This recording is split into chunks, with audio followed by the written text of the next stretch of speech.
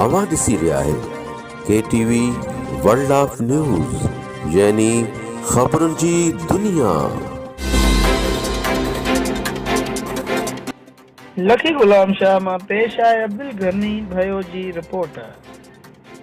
लखी गुलाम शाह चक press club जूं सालियानी चूंडूं सीनियर सहाफ़ी अब्दुल रज़ाक बिरोही, जमील अहमद महर, अज़ीज़ुल्लाह सूमरो ऐं डॉक्टर अब्दुल गनी भयो जी निगरानीअ में थी गुज़रियूं।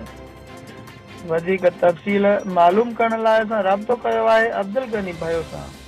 जी अब्दुल गनी भयो।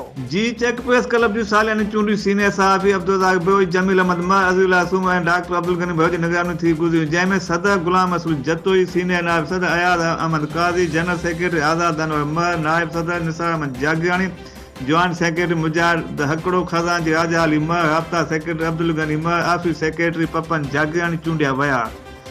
जॾहिं त सीनियर सहाफ़ी गुलज़ार अहमद सेठा एग्जीक्यूटिव कमेटी जो चेयरमैन, मेंबर कुर्बान अली महर, कुर्बान अली जागियानी, मुनीर अहमद शेख, सदरुद्दीन जागियानी, परवेज़ अहमद सेठा ऐं ॿिया मेंबर चूंडिया विया।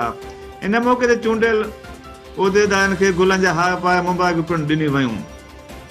जॾहिं त चेक प्रेस क्लब जे सदर गुलाम मसूद जतोई ॻाल्हाईंदे चयो त चेक प्रेस क्लब जे सहाफ़ी दोस्तनि सदारत लाइ चूंडे ज़िम्मेवारी ॾिनी आहे, जंहिंखे निभाइण लाइ संजीदा कोशिश कबी ऐं असांजी पहिरीं तरह जे सहाफ़ी जे बुनियादी मसइलनि जे निशांदी ऐं उन्हनि जो हल हूंदी। इंशाअल्लाह चेक प्रेस क्लब मज़लूम ऐं पीड़ियल तबिके जो सघारो आवाज़ साबित थींदो।